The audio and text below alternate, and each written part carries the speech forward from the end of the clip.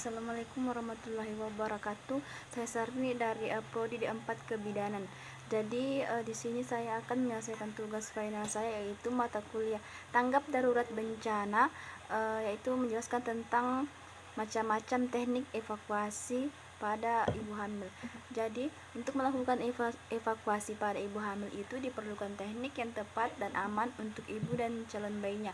Kemudian berikut beberapa teknik evakuasi secara umum. Jadi yang pertama itu five factor carry. Jadi teknik evakuasi ini dengan satu penolong atau biasa disebut dengan teknik rappelling. Namun teknik ini dilakukan saat sudah dipastikan korban tidak mengalami patah tulang punggung karena akan karena dapat memperparah keadaan. Kemudian yang kedua yaitu teknik per strap carry. Jadi teknik ini digunakan ketika five factor carry tidak aman digunakan. Kemudian metode ini lebih baik disarankan untuk jarak jauh daripada cradle carry dan ini dapat dilakukan pada korban yang tidak sadarkan diri. Kemudian yang ketiga itu chairlift. Jadi mobilisasi dengan kursi bisa digunakan untuk korban sadar maupun tidak sadar tanpa cedera kepala atau spinal. Kemudian metode ini bagus untuk mobilisasi korban melalui tangga turunan atau naikkan dengan dua penolong. Kemudian two-handed set carry. Jadi metode ini digunakan untuk mobilisasi jarak jauh. Korban dapat sadar maupun tidak, tetapi tidak berjalan atau menopang tubuh bagian atas. Kemudian hammock carry. Metode ini bisa digunakan oleh tiga penolong atau lebih. Kemudian anggota paling kuat berada di sisi dengan jumlah penolong yang paling sedikit, yaitu jika jumlah ganjil. Kemudian yaitu yang terakhir yaitu teknik log roll.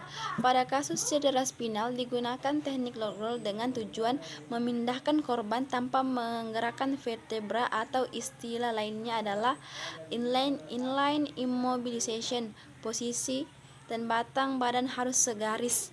Amankan leher dan batang badan harus segaris. Kemudian dengan neck collar atau sejenis sandal, jika tidak tersedia dapat diamankan dengan dipegang. Kemudian selain untuk mempermudah proses memindahkan korban ke alat karena alat yang menyesuaikan posisi korban, log roll juga digunakan untuk memeriksa bagian bawah tubuh korban, minimal dilakukan oleh tiga penolong. Korban umum biasanya dievakuasi pada posisi terbaring karena posisi ini dapat membantu untuk monitor dan kontrol jalan nafas. Namun pada ibu hamil justru dapat menimbulkan aliran uterus berkurang dan tahanan darah di dalam ekstremitas bawah, sehingga mempengaruhi cardiac output ibu. Kemudian posisi untuk ibu hamil adalah posisi miring dengan kedua lutut dilipat. Kemudian dengan posisi ini sabuk pengaman dapat dipasang dengan mudah, tetapi monitoring pernapasan tidak optimal. Kemudian pada korban hamil dengan gangguan punggung tidak dapat dievakuasi dalam posisi miring, melainkan dengan cara berikut. Yang pertama, uterus ditekan ke arah kiri ke kanan korban. Kemudian walaupun tindakan ini efektif untuk memulihkan aliran darah jantung yang normal bagi korban maupun janin, tetapi tindakan ini memerlukan lebih dari satu orang penolong untuk menjaga uterus tetap di sisi kanan korban. Kemudian letakkan bantal kecil, selimut atau handuk pada pinggiran korban. Evaluasi setinggi 4 inci untuk mengurangi tekanan uterus pada vena cava inferior. Kemudian pertama, perdarahan yang sering terjadi disebabkan adanya solusio plasenta. Hal ini dapat terjadi tanpa manifestasi perdarahan pervaginam dalam beberapa menit. Korban dapat kehilangan setengah volume darahnya dan menyebabkan shock, dan apabila tidak segera ditangani dapat menyebabkan kematian. Untuk menghindari hal tersebut, korban jatuh dalam kondisi shock harus segera dialami pemasangan IV atau intravenal lain.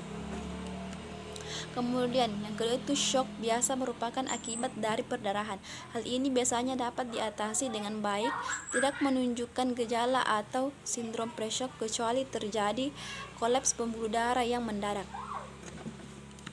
Kemudian ketiga, DIC biasanya terjadi pada ibu hamil dengan preeklamsi berat, sindrom HELLP, dan perdarahan intrapartum. Hal ini dapat muncul tiba-tiba dan dapat mengakibatkan kematian. Kemudian peningkatan tekanan darah ringan pada wanita hamil atau preeklamsi dapat berubah dengan cepat menjadi preeklamsi berat dan eklamsi atau kemungkinan kejang. Wanita hamil dengan preeklamsi yang akan dievakuasi harus dilakukan pengawasan terhadap kenaikan tekanan darah dan tersedia obat serta alat penanganan preeklamsia. Baiklah, itulah penjelasan singkat saya tentang teknik evakuasi. Kurang dan lebihnya mohon dimaaf. Assalamualaikum warahmatullahi wabarakatuh. Terima kasih.